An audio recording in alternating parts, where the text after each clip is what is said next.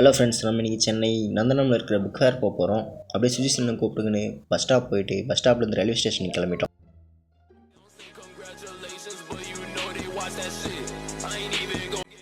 இதான் நம்ம போக போகிற ட்ரெயின். சென்னை போய் இறங்க போகிறோம். எந்த ஜென்மத்தில் செஞ்ச புண்ணியமோ எங்கள் எல்லாருக்கும் சீட்டு கிடச்சிச்சு. ஃபைனலி சென்னை சென்ட்ரல் வந்து ரீச் ஆகிட்டோம். சென்னை சென்ட்ரல்லேருந்து அப்படியே வெளியே வந்து மெட்ரோவை தேடி பயணம் தொடர்ந்தது. மெட்ரோவை பிடிச்சோம். மெட்ரோவில் பயணிக்க ஆரம்பித்தோம்.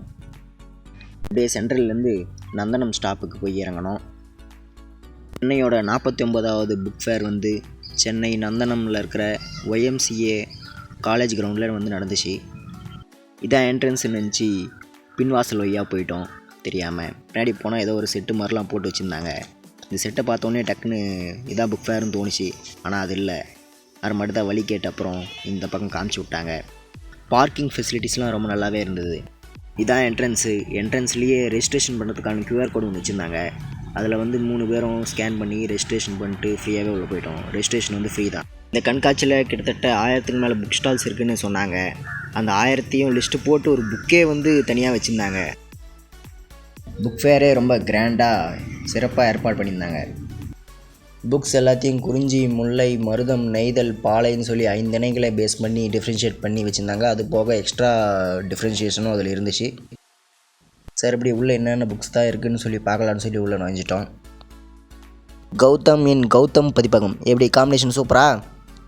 புக்குனா புக்கு, எத்தனை புக்கு, எப்பப்பா முடியலை. சுற்றி பார்க்கும்போது எலான் மஸ்க் புக்கு ஒன்று மாட்டிச்சு. என்னடா பண்ணி வச்சுருக்கீங்க? வேறு அயன்மேன் கெட்டப்லாம் போட்டு வச்சுருக்கீங்க. ப்ளீஸ் இந்த புத்தகத்தை வாங்காதீங்க. ஓஹோ, அவரே சொல்கிறாரா? குட்.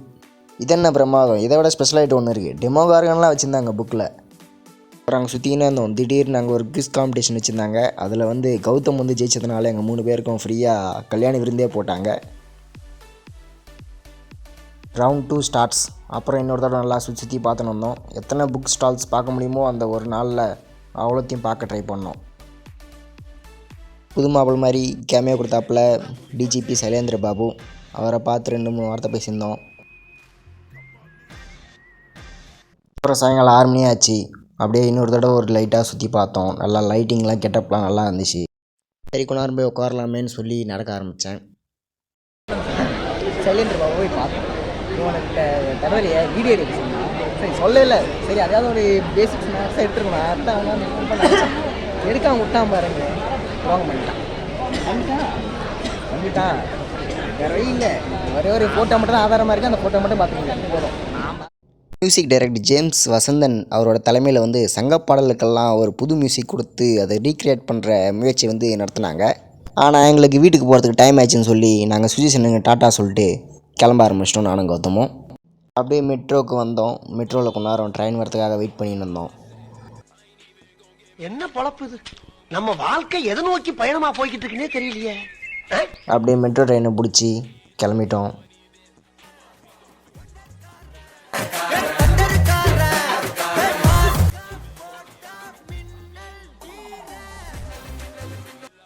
ட்ரெயின் எடுக்கிறதுக்கு டைம் ஆகிடுச்சு. அதனால் சீக்கிரம் ஏறிட்டோம்.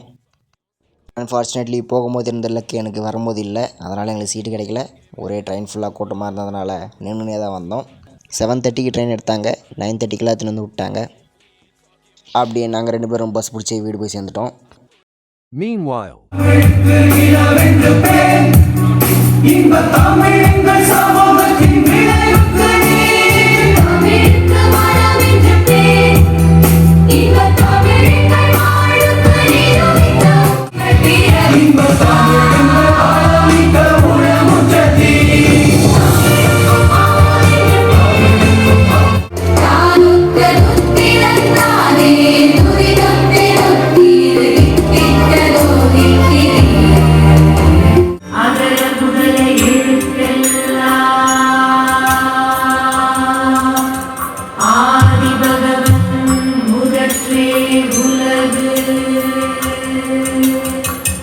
பொற்காசுகளா? அது சரி. ஆனா 4 கோடி பாடலை இயற்றக்கூடிய அளவுக்கு இங்க மொழி ஆற்றல் எவனுக்கு இருக்கிறது?